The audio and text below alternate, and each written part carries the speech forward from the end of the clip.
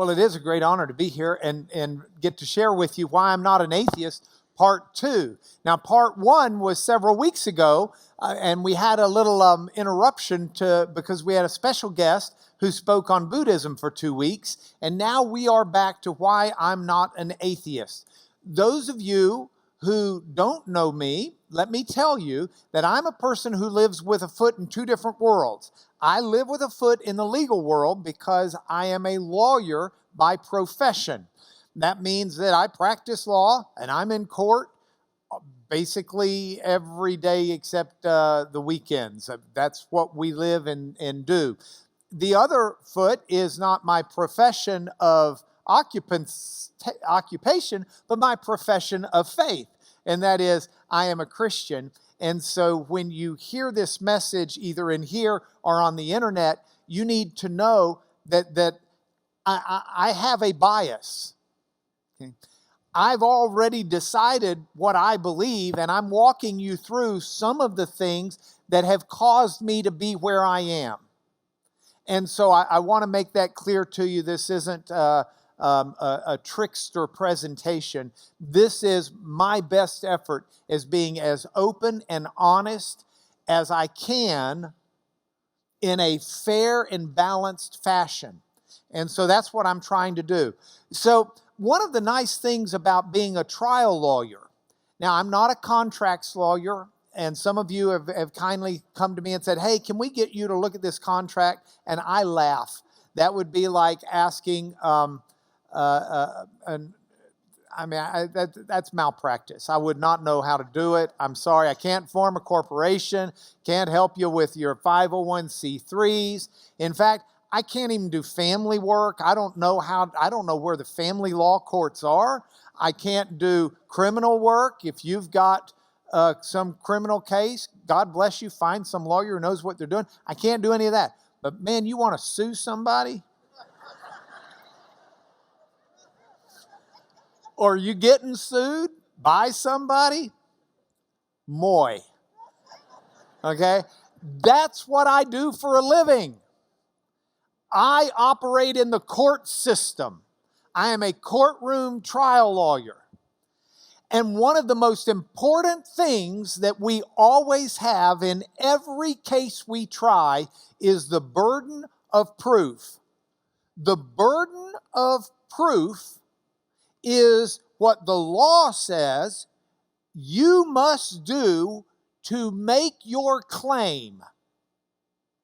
Here's the simple illustration that I've used, and probably used it several weeks ago, but I put it fresh in your mind.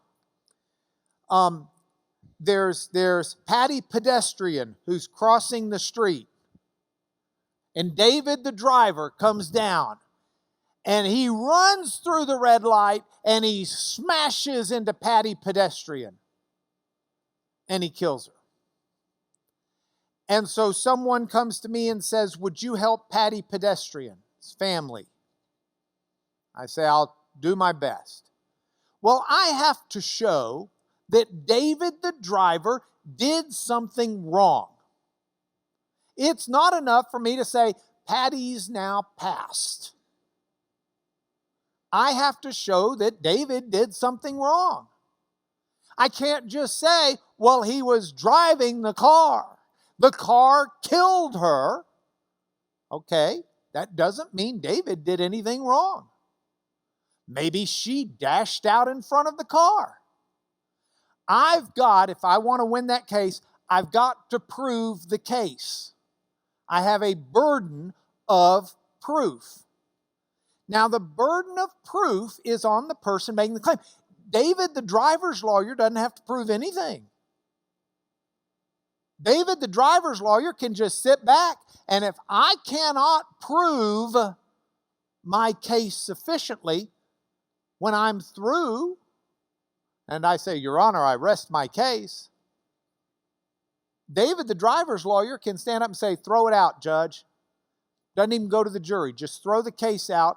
Lanier did not carry his burden of proof. Now, this is important because what I want to talk to you about is basically proof. We'll be talking about, over the course of this series, proof that there is no God, proof that there is a God, proof that supports Hinduism, proof against Hinduism, proof that supports Islam, proof against Islam. I want to weigh these things the way we would in a courtroom. I think that's a fair way to do it. Courts didn't just come to be. Courts are the evolution of society figuring out the best way to determine truth. So we use the court system to decide if someone murdered someone and that person is worthy of the death penalty. We use the court system to decide which parent is more suited in a divorce proceeding to take care of children. We use the courts to decide all of these matters of utmost importance. And we use those courts because they're the best tool we've got for figuring out the truth. So I sit here and I say, all right, scratching my head, what am I going to do? And if you were here before, you heard the main reason I cannot be an atheist. And if you are an atheist, the reason I want to urge you to change your mind is because I can't see the proof of atheism. Where is the proof that there is no God? Remember, atheism means there is no God. That's different than the word agnostic. We'll deal with agnostic next in another set of classes. Agnostic means, I don't know if there's a God or not. Whoops, go back. I lost my power. There, it disappears shortly. Boom, boom. I don't know if there's a God. I don't know if there's a God. It can be a fleeting thought.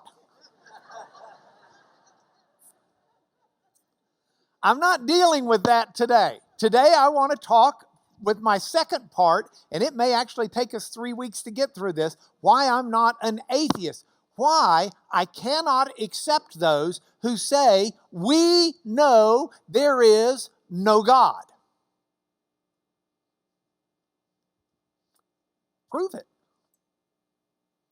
So it's fun to have Lee here this morning because Lee and I were together in Oxford about a year ago, or maybe it was in London, but we were over there taking depositions, and I said, come on, Lee, you got to go with me into the bookstore. He says, what are you looking for? I said, I got to get these books by these atheists. I'm just tired of this stuff. I want to get these books. And so Lee was with me when we went in and we got these books. We got The End of Faith by Sam Harris. We got The Portable Atheist by Christopher Hitchens. We got actually, I didn't rebuy that. I'm not giving him the extra money. I already had it. The God Delusion by Richard Dawkins, and then Daniel Bennett's book, Breaking the Spell. Those men have the reputation of being the four horsemen of the new atheism. And that's a label that they seem to carry around with them, although one of those four horsemen is dead. Christopher Hitchens died here in Houston at, I think it was MD Anderson, from cancer. But those are the men. They're smart people. Richard Dawkins, in his area of science, is absolutely, I don't know if brilliant's the right word, but he's really good. And he's really smart. This Sam Harris guy, he's a doctor. He's got like a PhD or something in neuroscience of some thing. He's real good at functional MRIs and doing all of these measurements of the brain and testing, not measurements, testing of the brain.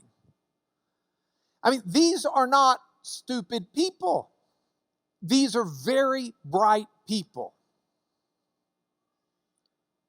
The problem is, sometimes they tend to get a little bit outside their area. That may stun you, but let me explain. So, for example, Richard Dawkins, the God Delusion. He's real good at his area of science, But when he starts trying to be a lawyer, for lack of a better word, or an arguer, that's our nickname as lawyers, an arguer, as he tries to foray out into the area of argumentation theory, he's way out of his depth. And you can tell it by reading his stuff if you're into argumentation theory and logic. The same is true for Sam Harris. I could use the book that Sam Harris wrote to teach an argumentation class, but I would use it as an example of how to argue wrongly.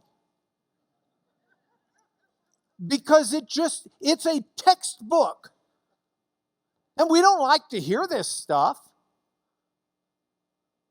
But there really is such a thing as logical arguments and evidence, and fallacious are arguments loaded with fallacies. Logical fallacies. Some of them we learn in law school as rules of evidence. Others we learn in argumentation theory. So it would be okay if these guys would come forward and say, I'm an agnostic. I don't know if there's a God or not. But for them to come forward and to make a suggestion like Dawkins does in his book, The Selfish Gene, where he says faith, believing in God, is blind trust in the absence of evidence, even in the teeth of evidence. So he's got evidence that there is no God. And I'm old, but I remember the commercial. Where's the beef? Where's the evidence, Richard?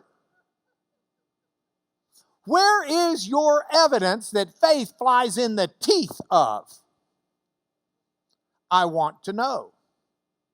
So I look through these books and I look at the arguments and I've listened to the lectures and I go through this.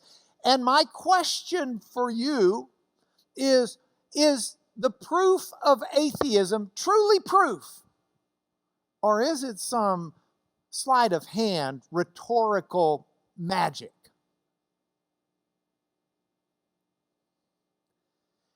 The first section of this, maybe about a month ago now, my first section of this, I talked to you about how the first thing they do is they say, we know that there is no God by shifting the burden of proof.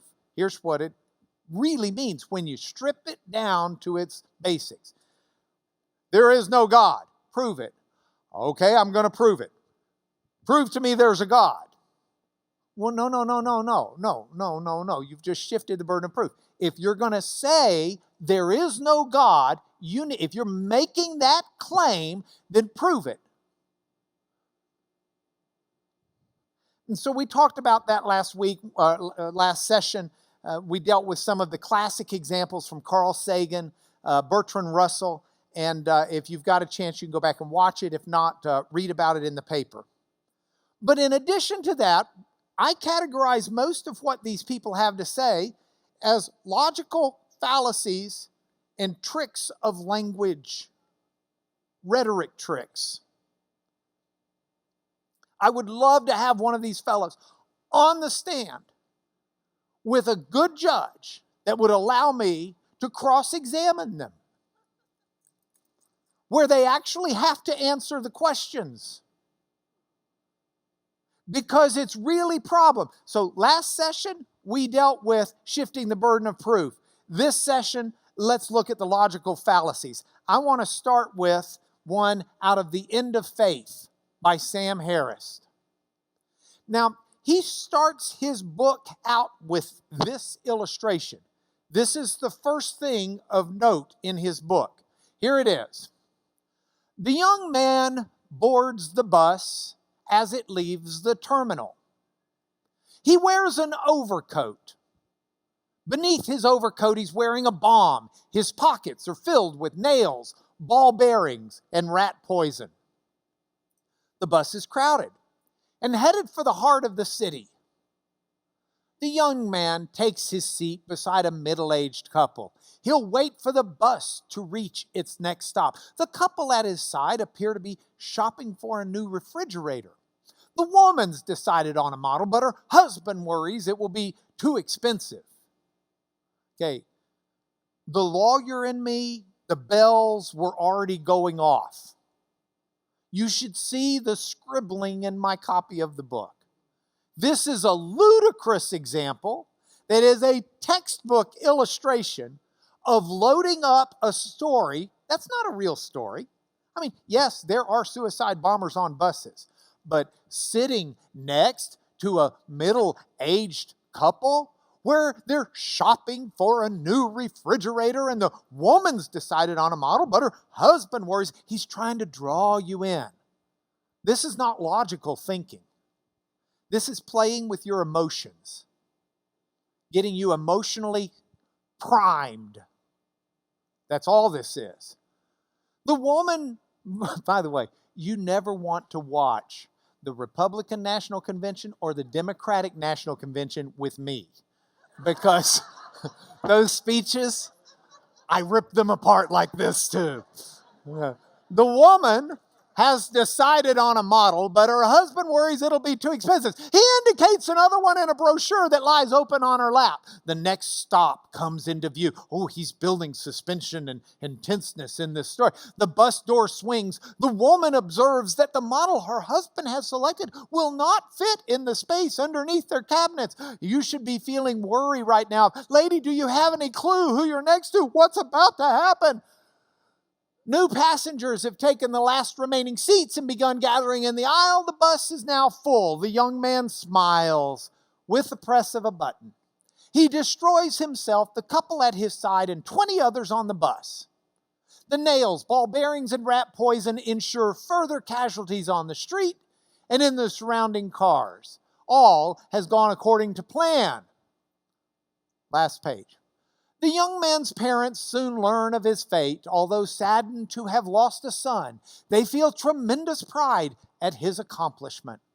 They know that he has gone to heaven and prepared the way for them to follow. He has also sent his victims to hell for eternity. It is a double victory. The neighbors find the event a great cause for celebration and honor the young man's parents by giving them gifts of food and money. These are the facts. Those aren't facts. Those aren't facts. I haven't seen the parents. I haven't talked to the parents. He doesn't footnote the parents. We don't know that the parents are rejoicing. We don't know that the parents think that the heaven's been prepared for them. We don't know any of that. This is a made-up story that's got enough reality, because there are suicide bombers who have been on buses, that make you think he's actually telling you something factual. These are the facts? You put the guy on the stand. Sir, when you say these are the facts, you're lying, aren't you? I mean, these aren't the facts. These are things you've said to get the response you want. This is all we know for certain about the young man. We don't know that stuff for certain about the young man. We don't know. Hey, young man, before you blow yourself up, would you please tell us for certain so we know? Is there anything else we can infer about him on the basis of his behavior? Was he popular in school? Well, no, you didn't tell us that stuff. If you'd have just put the word in, he's a lonely man, a lonely young man, then we'd be able to answer that question. But you didn't pad the story that way with your made-up facts. Was he rich or was he poor? You could have put that in the story, but you didn't. Was he of low or high intelligence? You didn't tell us. Did his actions leave no clue at all? Did he have a college education, a bright future as an ME? His behavior is simply mute on questions of this sort and hundreds like them. Right, because you didn't add that to the story. Why is it so easy then, so trivially easy? You could almost bet your life on it easy to guess the young man's religion. Answer? Because you wrote the story that way. But Harris uses this as a springboard to say religion does all of these horrible things. And religion is a terrible thing. Religion does bad stuff. That's his argument.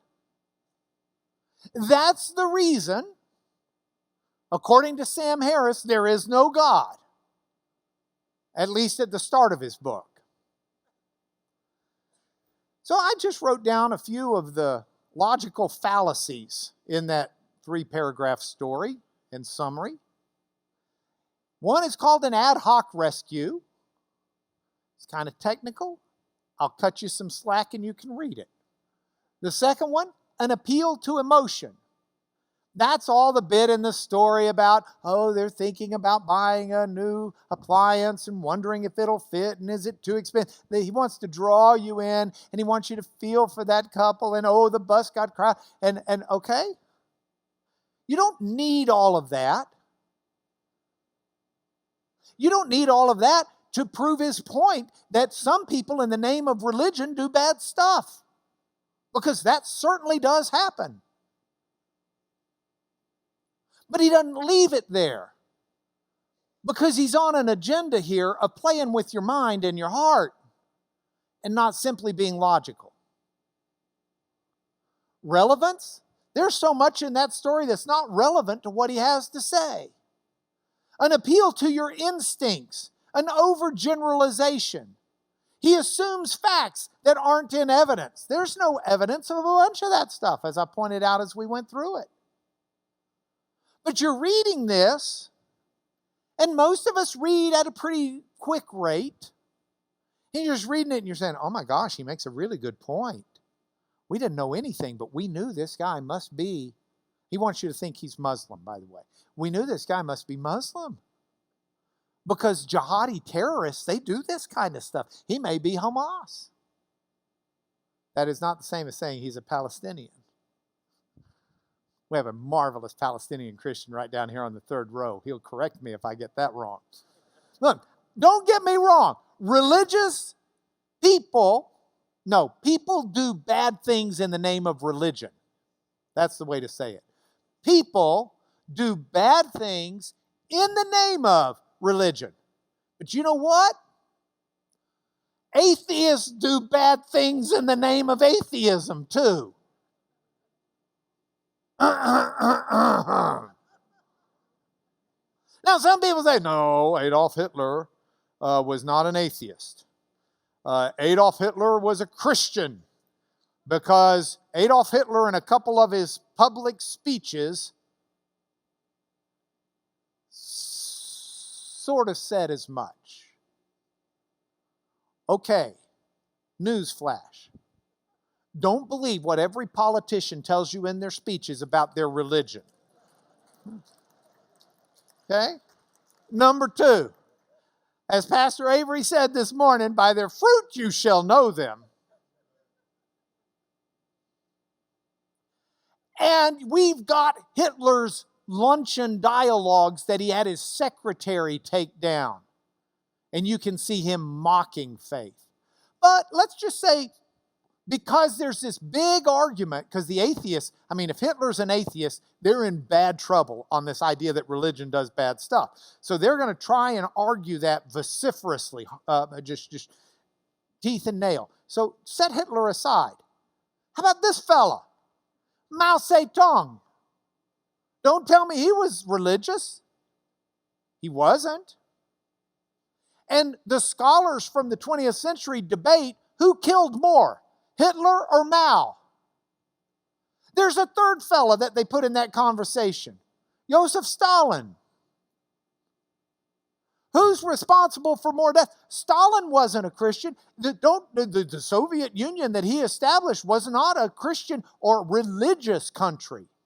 They had an entire division for teaching atheism. They had like a guy whose job it was, chief enforcer of atheism. If there's no God, it's real easy to justify whether you're culling out the genetic inferiors, as Hitler would argue,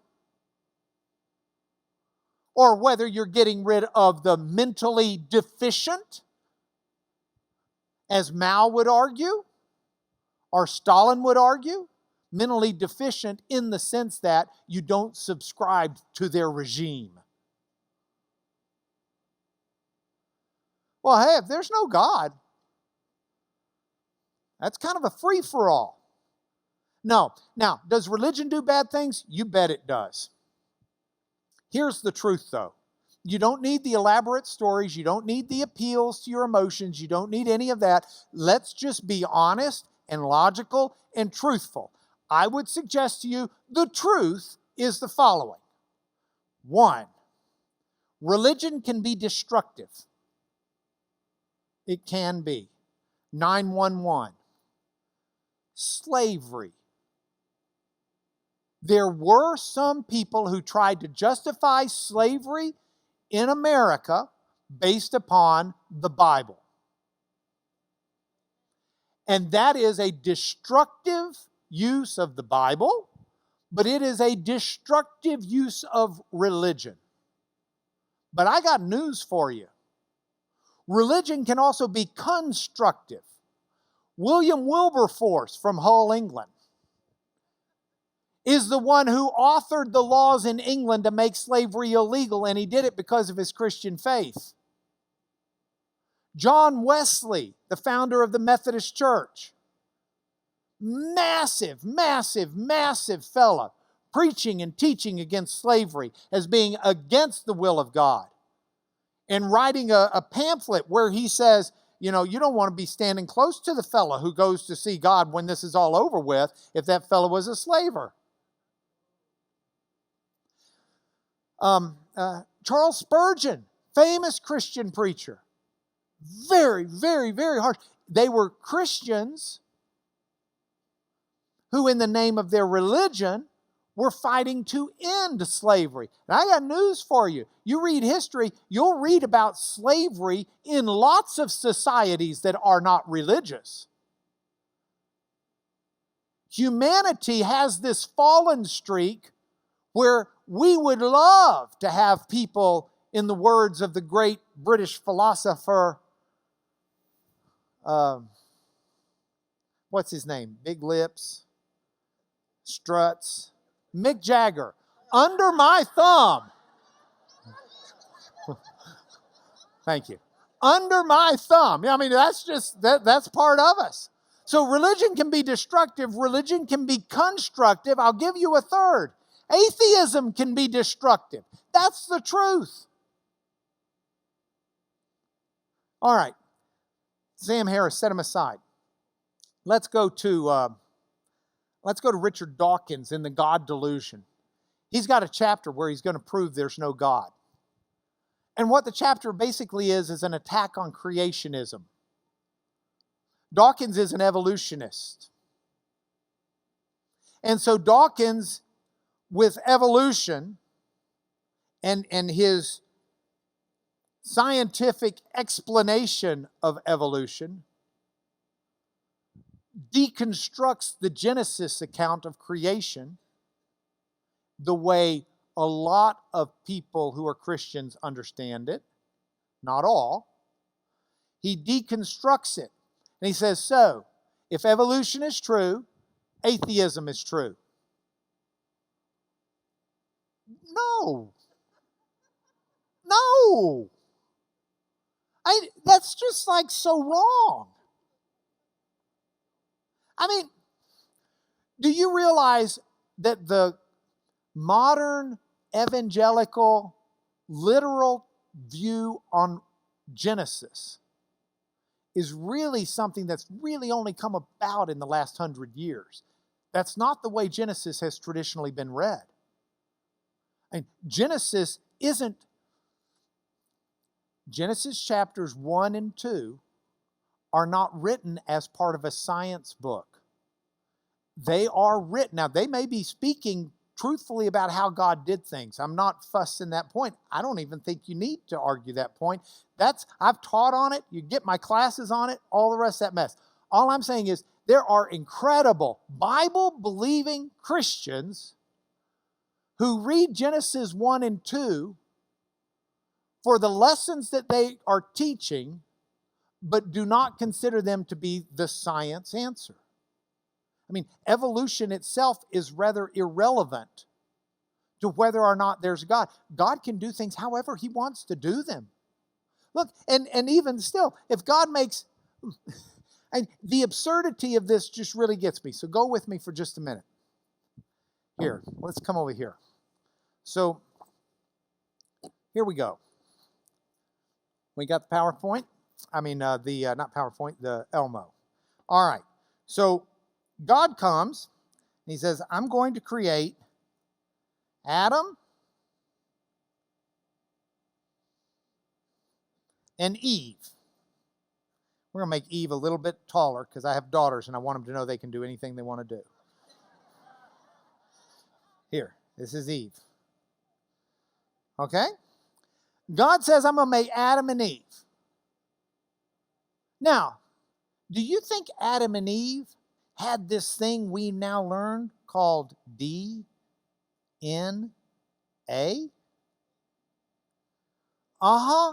I do.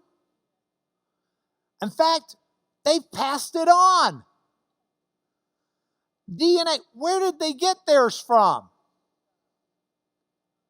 Yeah, it was made.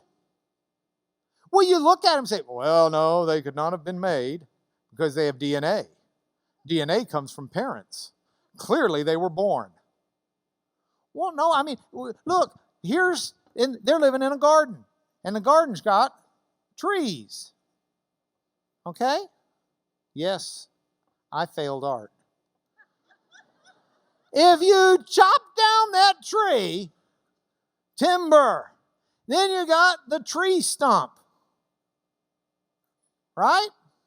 If you look down at the tree stump, what are you going to see? Rings. Well, no, you can't have rings because that tree was just made. Okay, God's made a world that makes sense if you're standing at the world looking forward or if you're standing at that point looking backwards. It makes sense. God's not an irrational God. He's not a God of gotchas. Oh, we got you, God. You accidentally made a tree without rings. You left the DNA out of those people. There's just no point in even arguing that. My point is this. If you believe in evolution, God bless you. I just want you to believe in the Bible as well. The evolution fight is not a fight. Here's the problem with this. You take evolution, and here's where you wind up. Here's your truth. This is what Dawkins ought to be putting in his book.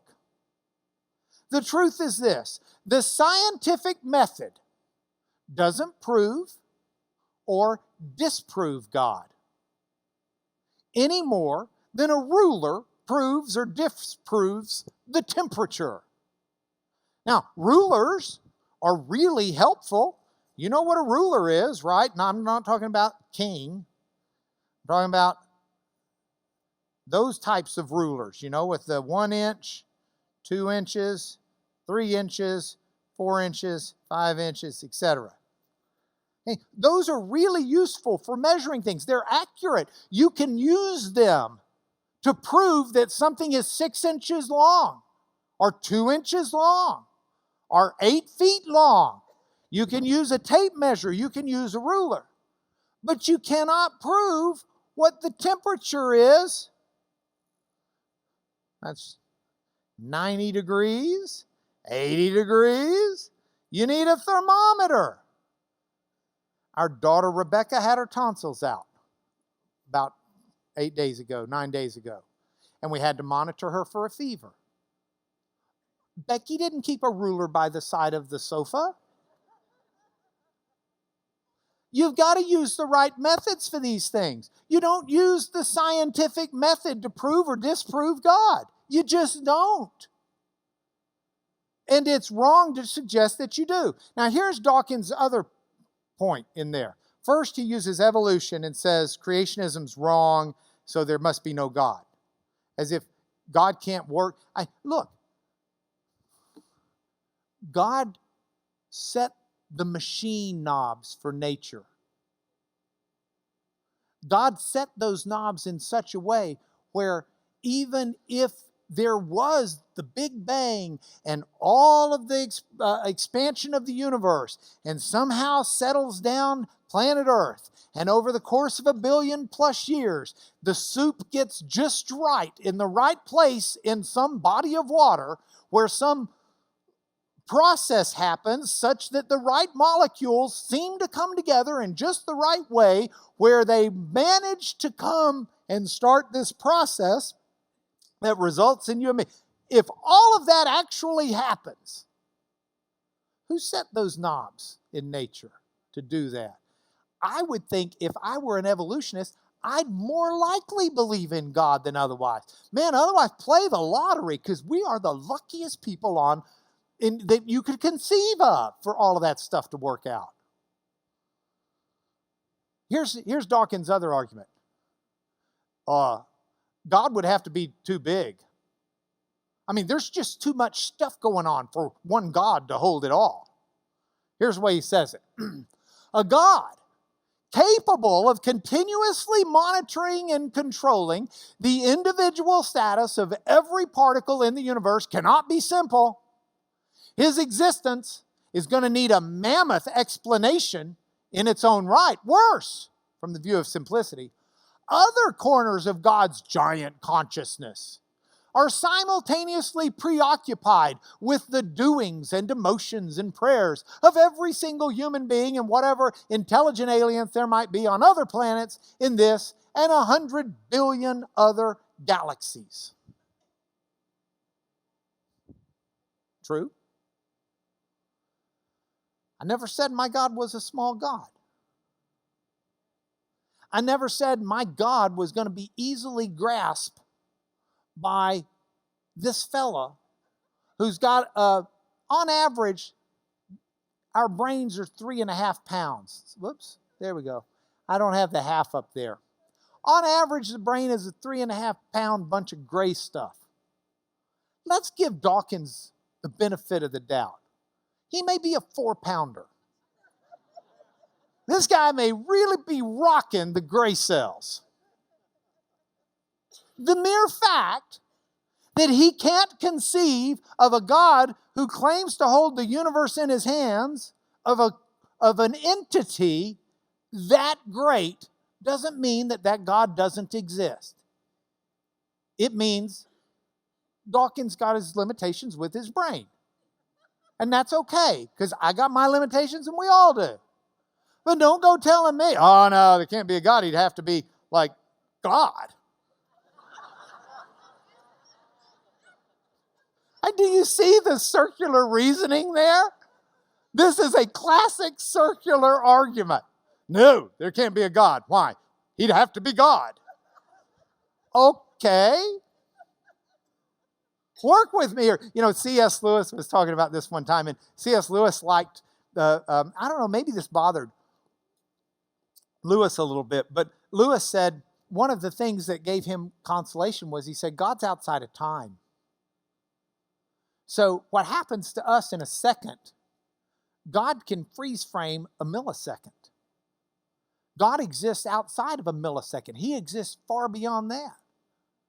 God could have an eternity between one word I say and another word. God in that eternity outside of town could visit every subatomic particle, every thought of every person. You know, God is God. Okay, sorry, he's not Dawkins on steroids.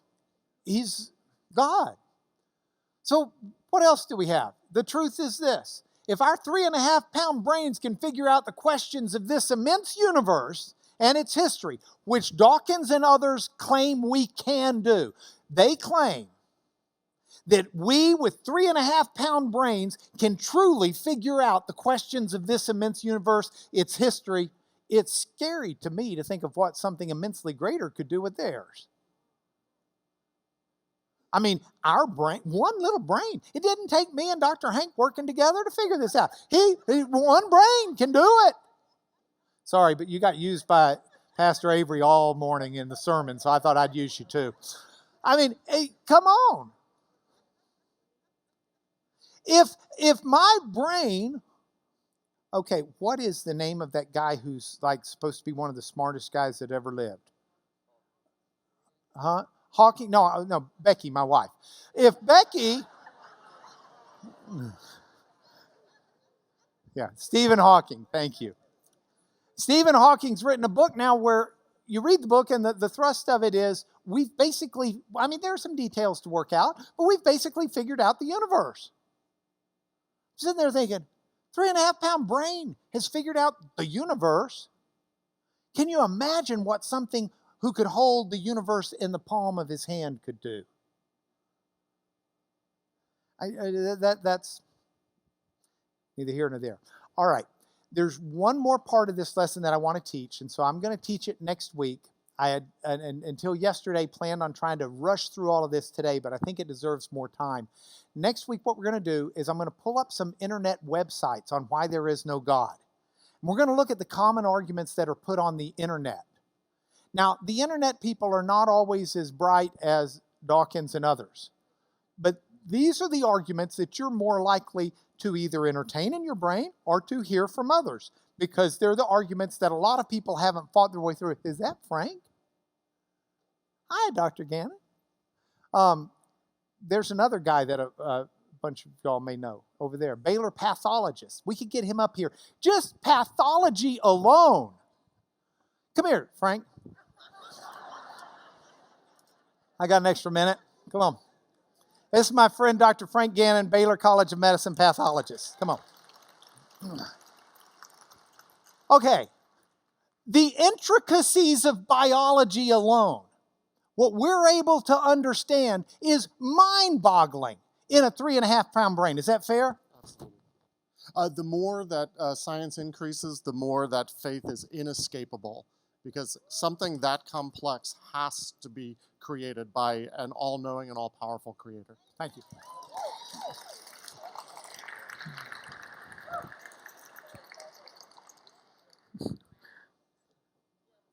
Glad you visited today, Frank. Thank you. And he can diagnose prostate cancer if you got it. Okay, which I hope and pray you don't. Which, by the way, is one of the arguments on the internet why there is no God. Well, if there was a God, there wouldn't be cancer. We'll deal with that next week. Points for home. I'm going back to these because these are so important. It comes from Paul's letter to the Romans. Now, those of you who don't know Paul, he was a Jewish rabbi, first century, who at first didn't believe Jesus was resurrected, and then subsequently had a little encounter on a road to Damascus and changed his mind, and then lived his life out in honoring his faith. So he wrote a letter to the church in Rome. We call it Romans. And here's what Paul had to say. Rabbi Paul says, what can be known about God is plain to them, the people in the world, because God has shown it to them. Paul is saying that there is evidence of God that should be plain for us. Frank knows it. Dr. Gannon knows it. Others know it. But we got to know what we're looking for. A lot of people are driven by what they want to find. There are a lot of people that don't want to find God. God can be very inconvenient in your life. You start believing God is there, and it will mess with what you're doing. And it will mess with you, because you'll start realizing you can't ignore that truth. If God is there, you cannot be rational and ignore that truth. So we need to understand what we're looking for. Point for home number 2. His invisible attributes, His eternal power, His divine nature, have been clearly perceived ever since creation of the world in the things that have been made. So people are without excuse. Now, why do we have science? Science really developed out of the Christian West, Judeo-Christian West. Because it is the Jewish Christian concept that Rabbi Paul is giving here, that forms the basis of science. God is the same yesterday, today, and tomorrow. He never changes. His attributes don't change. He's just, He's righteous, He's consistent. And the universe is supposed to show that. So if Rabbi Paul's correct, we should be investigating the wonders of the universe. One of the greatest callings of a believer is to go into science. Because as we understand the beauties on a universal level or on a submicroscopic level, we're exploring the beauties of a majestic God who made this, and it expresses His nature as a... Look, I don't worry that tomorrow God's going to change the rule and say that He only likes blondes. I am confident that my God is unchanging. I don't worry that tomorrow I'm going to drop this pin and it's going to float. Because my unchanging God made this world with laws of nature that are as consistent as my God. So I need to recognize it when I see it and not worship the creation and ignore the Creator. Last, although they knew God, they didn't honor Him as God or give thanks to Him. They became futile in their thinking. Their foolish hearts were darkened. Claiming to be wise, they became fools. Look, none of these people I've shown you are people who are going to stand up and say, okay, I don't believe there's God, but I'm an idiot. They're going to tell you, I'm smart, and I don't believe there's a God. And I'm going to suggest there's room for some humility. Let me bless you, and we'll pick back up next week with the internet. Lord, I thank you so much for everyone that's here today, and I ask that you would touch their hearts and touch their minds and awaken them to see who you are, to see what you've done, and to hear your voice. We honor you as God. In your name we pray, amen.